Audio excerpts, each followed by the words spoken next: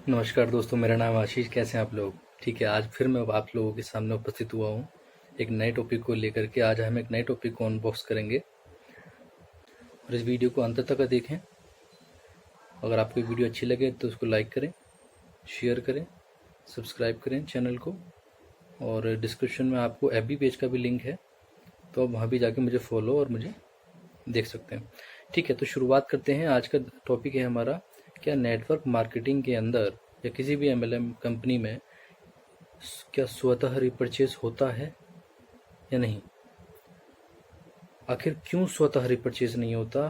आखिर क्यों स्वतः रिपर्चेज की ओर लोगों के कदम नहीं बढ़ते? इस वीडियो को बहुत सारा सारांश मैंने अपनी पिछली वीडियो जो कि मैंने आपको बताया था, रिवर्स कॉस्टिंग, वेरिएबल कॉस्टिंग, उसमें मैंने बताया हुआ है।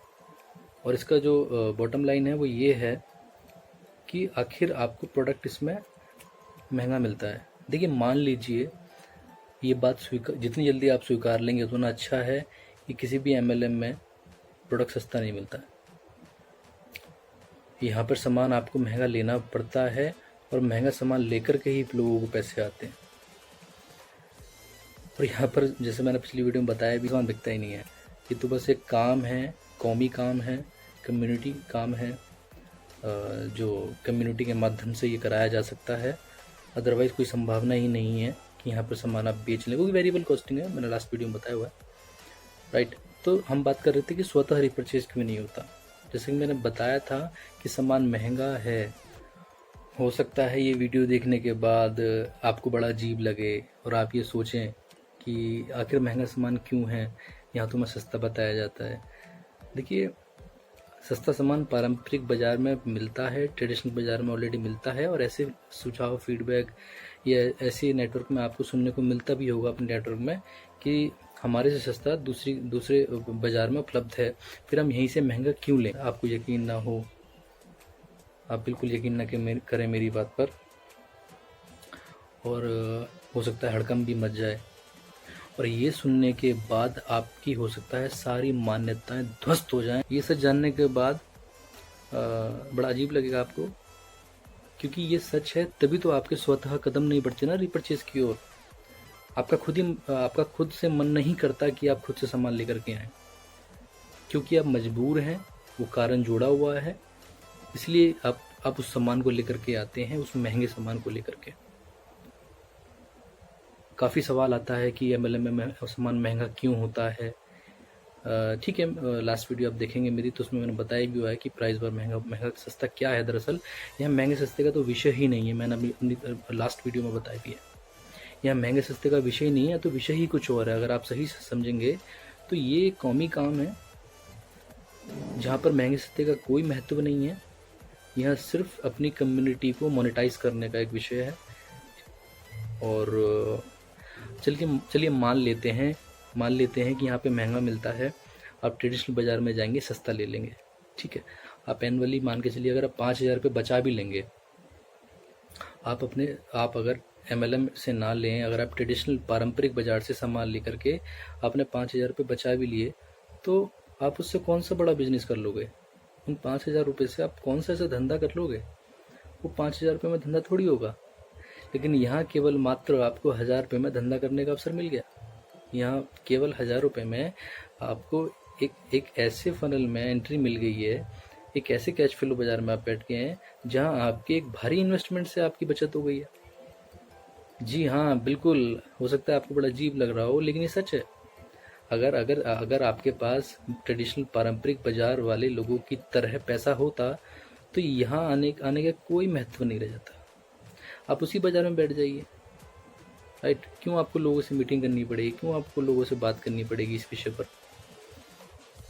नहीं है उतनी पूंजी, नहीं लगा सकते उतनी पूंजी, इसलिए हम यहाँ पे कम्युनिटी का निर्माण बिल्ड करना चाहते हैं कि नहीं है इतने पैसे, नहीं है।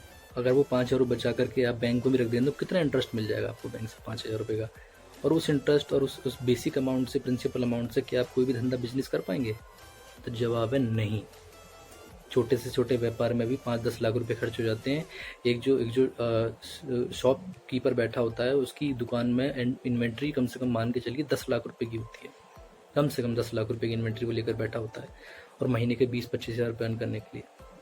यहाँ तो आपको इन्वेंट्री नहीं लेके बैठे हुए, ये तो केवल और केवल मात्र आप एक मिनिमम इन्वेस्टमेंट 1000-2000 रुपये बस मैक्स, उससे आप अपना बिजनेस स्टार्ट कर लेते हैं। डीलर है वो इतनी इन्वेंट्री लेकर के बैठा हुआ है बाज़ार में 10 लाख रुपए की, आप कहाँ इतनी इन्वेस्टमेंट लगा के बैठे हुए हैं? तुच्छ भरसा आप इन्वेस्टमेंट लगाते हैं 1000-2000 रुपये। इतनी इतनी इतनी छोटी सी अमाउंट में आप उस बाज़ार में आकर के बैठ गए हैं जिस बाज़ार में बैठने की लोगों की औकात नहीं होती है, स्टेटस नहीं होता है जी। उस बाज़ार में आकर के आप सिर्फ 1000 रुपये मात्र से उस बाज़ार में आपने स्थान ले लिया। तो आपने कैसे सोच लिया कि आपको जो प्रोडक्ट का कॉस्ट है वो C&F या होलसेलर वाला पड़ जाएगा? कैसे सोच लिया? नहीं पड़ेगा, बिल्कुल नहीं पड़ेगा। महंगा सामान लेना पड़ेगा, कारणवश लेना पड़ेगा, मजबूर हैं आप इसलिए लेना पड़ेगा, क्योंकि इस फनल में बैठने के लिए इतनी कॉस्ट तो देनी पड़ेगी। अगर नहीं है पारंपरिक बाजार में बैठने का रुपया नहीं है तो उतनी कॉस्ट तो आपको देनी पड़ेगी यहाँ पे, इसमें कोई शक नहीं है। अगर आप पारंपरिक बाजार में जा सकते हैं तो आपका स्वागत है, पर नहीं तो आपको पता ही है फिर MLM एकमात्र विकल्प है एक आम इंसान को खलनायक बनाने का।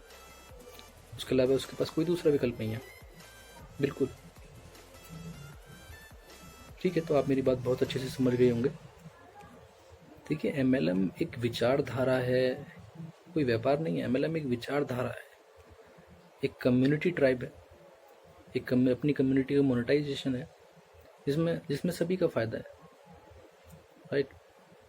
और MLM एक आम इंसान के लिए एकमात्र विकल्प है पूंजीवाद और समाजवाद की खाई को भरने का, इस अवसर का लाभ उठाने का।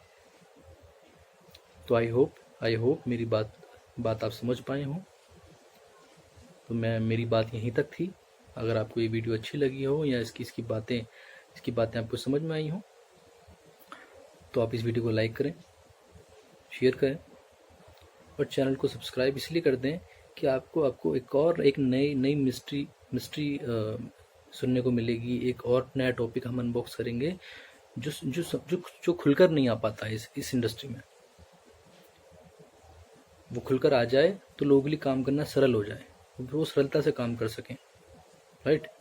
तो बहुत बहुत धन्यवाद। मुझे फॉलो भी कर सकते हैं आप ट्विटर पे, इंस्टाग्राम पे, आपके सामने शो हो रहे होंगे, राइट। तो थैंक यू सो मच आपने मुझे सुना।